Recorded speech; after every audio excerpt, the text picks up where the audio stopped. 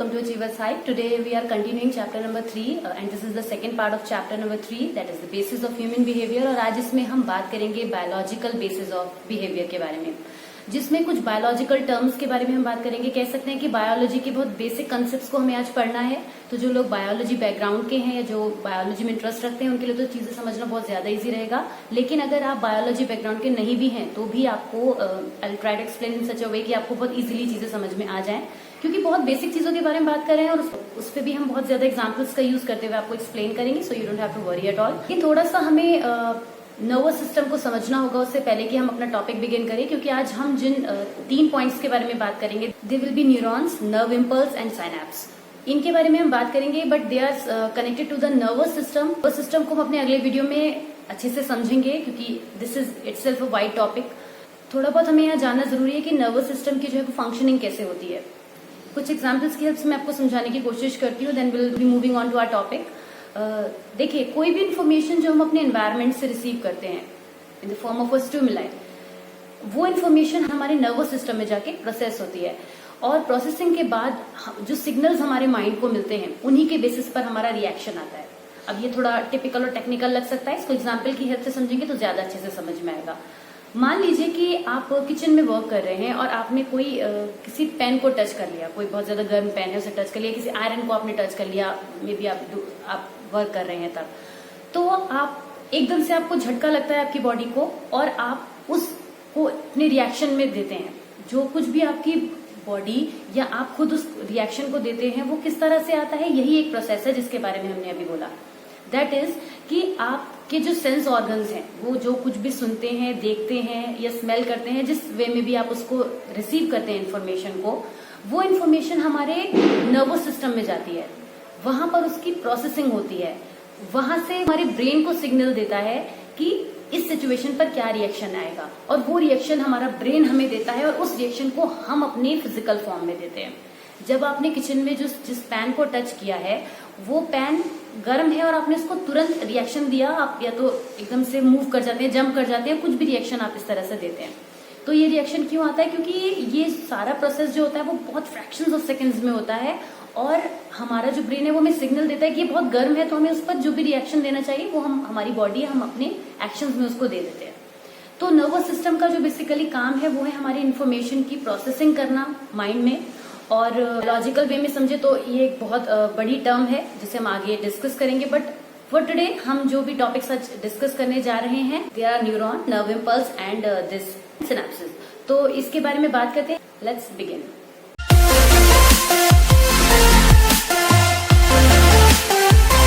Biological basis of behaviour में सबसे पहले हम बात करेंगे न्यूरॉन्स की.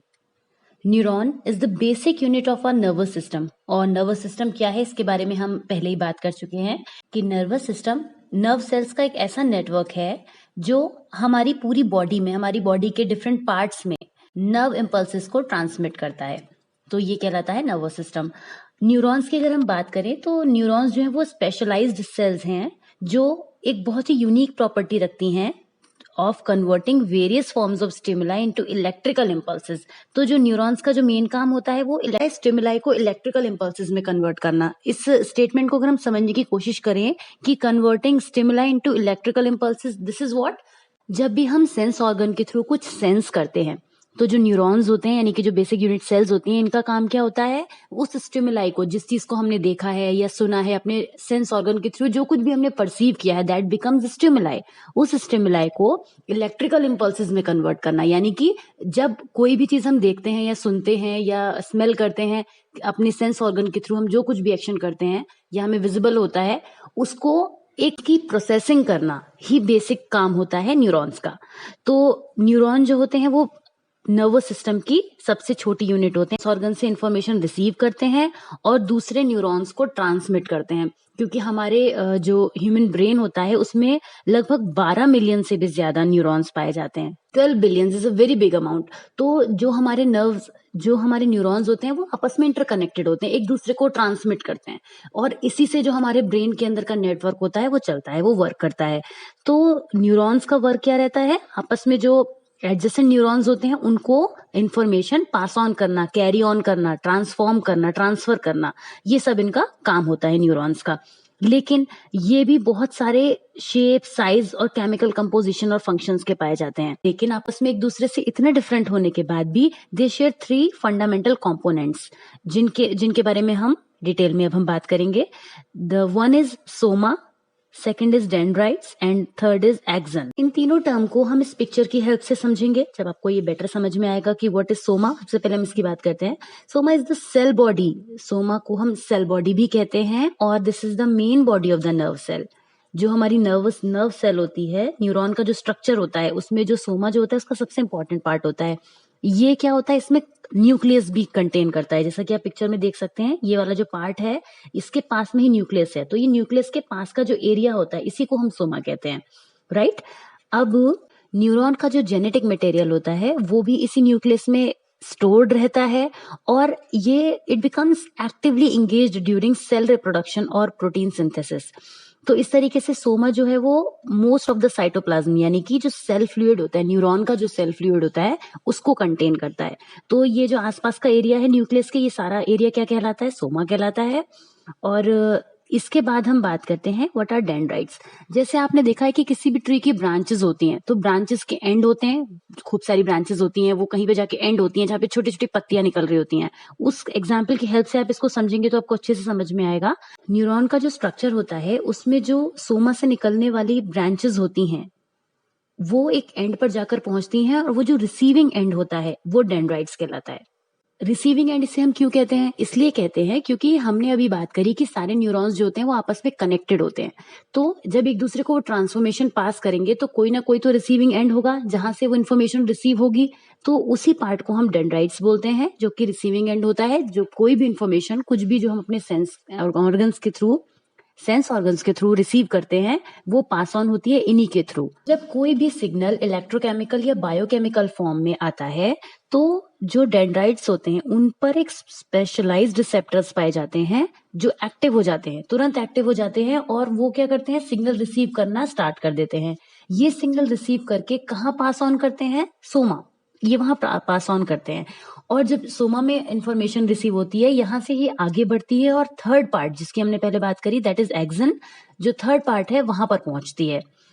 और एक्सन से आगे बढ़ती हुई इंफॉर्मेशन अगले न्यूरॉन में पहुंचती है। तो हम ये कह सकते हैं कि सबसे पहले हम डेंड्राइट से इंफॉर्मेशन रिसीव करते हैं, वहां से इंफॉर्मेशन पास होती है न्यूक्लियस के आसपास के एरिया में आती है जिसको हम सोमा कहते हैं। वहां से इंफॉर्मेशन आगे बढ़ती है और जो इसका कह सकते हैं कनेक्टिंग वायर टाइप आप देख सकते हैं पिक्चर में, ये जो कनेक्टिंग वायर टाइप है जो आगे बढ़ता है, जो कि आगे टर्मिनल बटन्स पर पहुंचता है। तो ये जो एरिया कहलाता है ये एक्सन कहलाता है। This is a transmitting area, ये ट्रांसमिट करता है यहाँ से इंफॉर्मेशन को और कहाँ तक ले जाता है, टर्मिनल बटन्स पर। टर्मिनल पॉइंट पर पहुंचकर जो एक्सन की ब्रांचेस होती हैं वो स्मॉल स्ट्रक्चर में कन्वर्ट हो जाती हैं। आप इस पिक्चर में देख सकते हैं टर्मिनल बटन्स के पास जो स्ट्रक्चर है वो इस तरह से बना हुआ है। These buttons have the capability for transmitting information to another neuron, gland and muscle.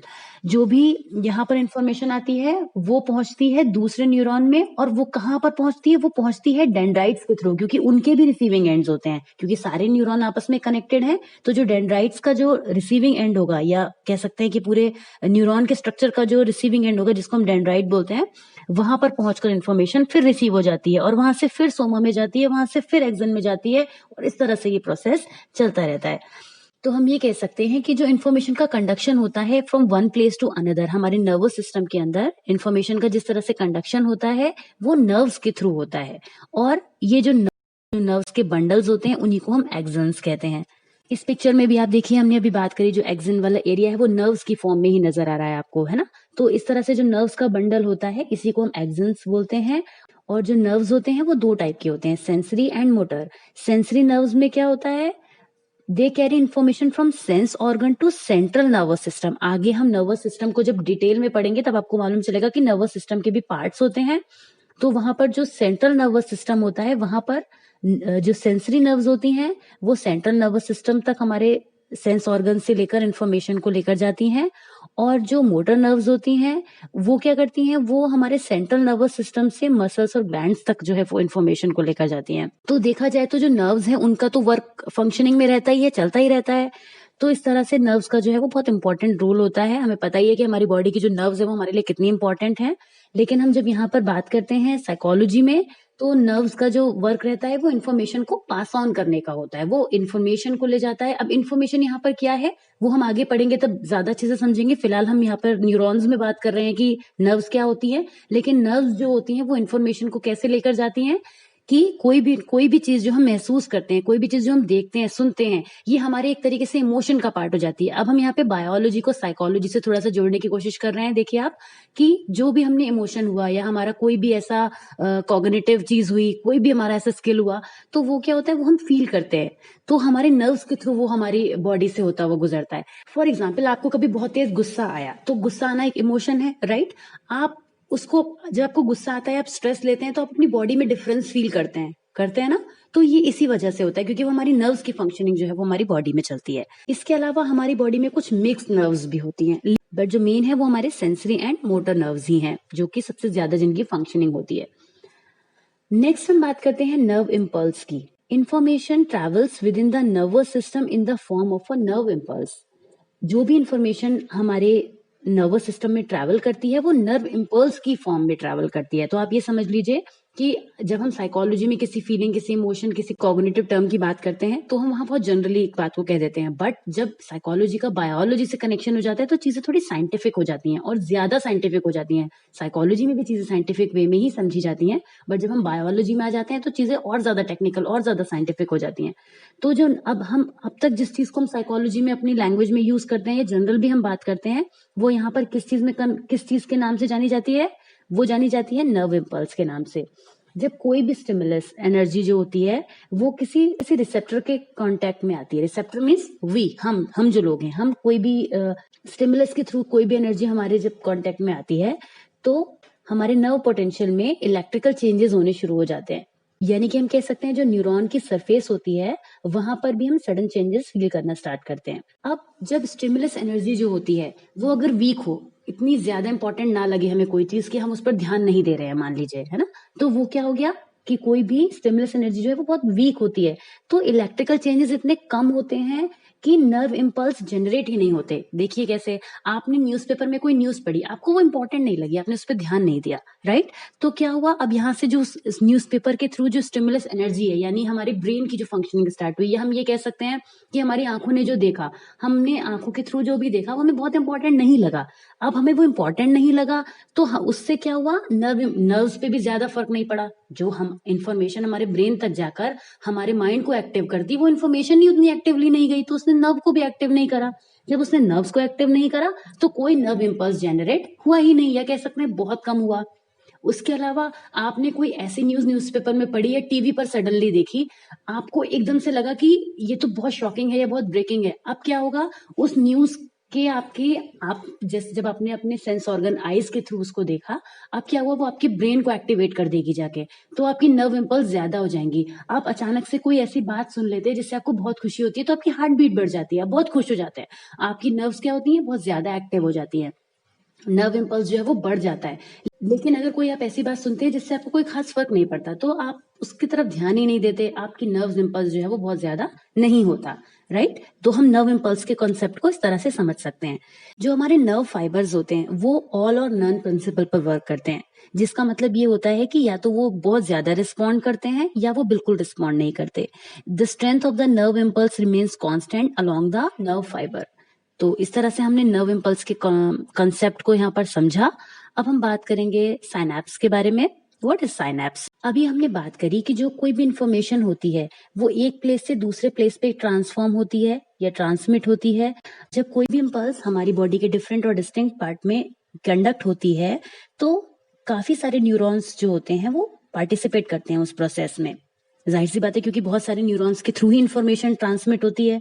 इस प्रोसेस में क्या होता है कि एक न्यूरॉन जो होता है वो दूसरे न्यूरॉन को ट्रांसफर करता है इन्फॉर्मेशन, और जब ट्रांसफर करता है तो वो किस थ्रू से होती है, एक्सन, यानी जिसकी हमने ट्रांसमिटिंग एक वायर टाइप जो हमने बात की थी, जो नर्व होती है उसके थ्रू, उसके टिप के थ्रू ट्रांसफर करता है। हमने अभी बात करी कि जो न्यूरॉन्स होते हैं वो आपस में एक दूसरे से जुड़े होते हैं, और एक्सन से इन्फॉर्मेशन जाती है, डेंड्राइट से इन्फॉर्मेशन रिसीव होती है और सोमा में जाके स्टोर होती है। तो जब एक्सन से इंफॉर्मेशन जाती है तो हम ये नहीं कह सकते कि दो न्यूरॉन्स आपस में पूरी तरीके से चिपके होते हैं, वो इस तरह से कनेक्टेड नहीं होते हैं कि वो एक दूसरे से पूरी तरीके से कनेक्टेड हो। इन दोनों न्यूरॉन्स के बीच में एक पार्शियल गैप होता है, बहुत ही जो कम बहुत ही माइन्यूट सा जो है वो गैप होता है, और उस स्मॉल गैप को ही हम साइनेप्टिक क्लेफ्ट कहते हैं। अब साइनेप्स क्या है, वो एक प्रोसेस है जिसमें एक इंफॉर्मेशन दूसरे इंफॉर्मेशन के पास जाती है उस गैप के थ्रू पास होते हुए जो दो न्यूरॉन्स के बीच में होता है।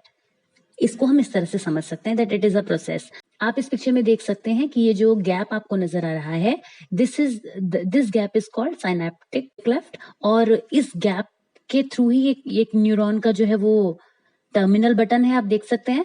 और ये क्या हो गया, ये डेंड्राइल हो गया, ये दूसरे न्यूरॉन का जो डेंड्राइल हो गया। तो ये जो बीच का जो गैप है ये कहलाता है न्यूरोट्रांसमीटर, क्योंकि यहाँ पे दो न्यूरॉन्स के बीच में ट्रांसमिशन का प्रोसेस चल रहा है, इसीलिए इस गैप को हम, इस स्पेस को हम क्या बोलते हैं, इस चीज को हम बोलते हैं न्यूरोट्रांसमीटर। तो we can understand with the help of this picture. जो हमारे बायोलॉजिकल स्ट्रक्चर्स होते हैं, they play a very important role in organization and execution of behaviour. हमारा जो बिहेवियर है वो हमारी बायोलॉजिकल वे से बहुत ज्यादा कनेक्टेड होता है। तो हम इस स्ट्रक्चर को हमें समझना इसलिए भी बहुत ज्यादा जरूरी हो जाता है, क्योंकि जब हम बारीकी से ये चीज जानते होंगे कि हमारे नर्वस सिस्टम के अंदर क्या चीजें हैं, या हमारा जो नर्वस सिस्टम है वो किस चीज से मिलकर बना है, और उस चीज का भी क्या स्ट्रक्चर है, यानी हम न्यूरॉन की यहाँ पे बात कर रहे हैं, और कौन कौन से वो प्रोसेस होते हैं, नर्व इम्पल्स क्या है, इस तरह से ये प्रोसेस होता है। जब हम इन सब चीजों को अच्छे से समझ पाएंगे तभी हम आगे के कंसेप्ट को समझ पाएंगे कि हमारा जो ह्यूमन बिहेवियर है वो उसके बायोलॉजिकल बेसिस क्या है। तो आज की इस वीडियो में हमने इन चीजों को डिस्कस किया है, और ये कुछ पॉइंट्स थे जो बहुत ज्यादा इंपॉर्टेंट है, you all need to understand it. इसके बाद हम बात करेंगे नर्वस सिस्टम की। सो आई होप आपको ये वीडियो समझ में आया होगा, आपको ये टॉपिक्स भी क्लियर हो गए होंगे, और आगे की वीडियो में हम इसके आगे की बात करेंगे। ये टॉपिक्स आपके लिए समझना बहुत ज्यादा जरूरी है, क्योंकि उसी के बाद आप आगे कंटिन्यू कर पाएंगे। So stay connected with us, keep watching, keep liking our videos, keep sharing the stuff with your friends also if they need it, and do subscribe to our channel. Thank you, stay connected, bye bye.